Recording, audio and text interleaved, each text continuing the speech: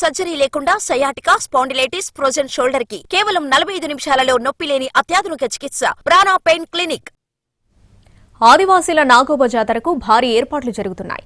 రేపు రాత్రి మహాపూజతో మహాజాతర ప్రారంభం కానుంది. కేస్లాపూర్లో కోనేరు వద్ద బస చేస్తున్న మేస్రం వంశీయుల వద్దకు పటేల్ కుటుంబాలు చేరుకుంటున్నాయి. జాతరను అంగరంగ వైభవంగా కట్టుదిట్టమైన భద్రత మధ్య నిర్వహించేందుకు అధికారులు, పోలీసులు చర్యలు తీసుకున్నారు.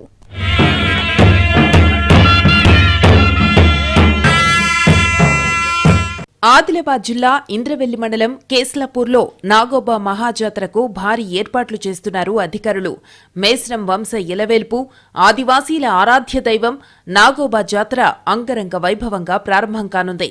ఈ నెల 10న మురాడి నుంచి పవిత్ర గంగాజలం కోసం పాదయాత్రగా వెళ్లిన మేస్రం వంశీయులు జన్నారం మండలంలోని కలమడుగు వద్ద గోదావరిలో హస్తిమడుగు నుంచి గంగాజలాన్ని తీసుకొచ్చారు.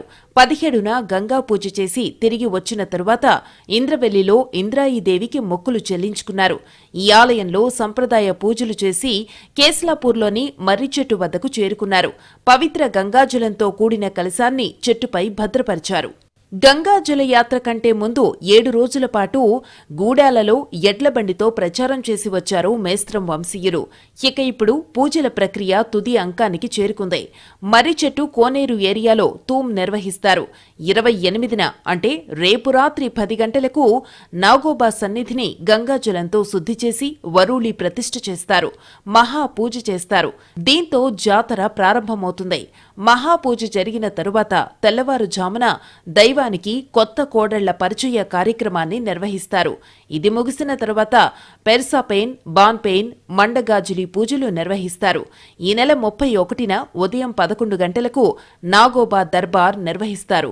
28 నుంచి ఫిబ్రవరి 4వ తేదీ వరకు జరిగే జాతరకు అధికారులు అన్ని ఏర్పాట్లు చేస్తున్నారు. నాగోబా జాతరను ఎంతో నిష్ఠతో, భక్తి శ్రద్ధలతో నిర్వహిస్తారు ఆదివాసీలు.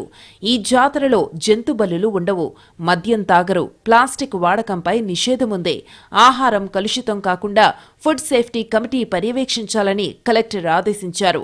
ఎలాంటి అవాంఛనీయ ఘటనలు జరగకుండా పోలీసులు కట్టుదిట్టమైన భద్రతా ఏర్పాట్లు చేస్తున్నారు. నాగోబా జాతరకు తెలంగాణ నుంచే కాకుండా పలు రాష్ట్రాల నుంచి వేల సంఖ్యలో ఆదివాసీలు తరలిరానున్న నేపథ్యంలో అందుకు తగినట్టే ఏర్పాట్లు చేస్తున్నామని చెబుతున్నారు అధికారులు.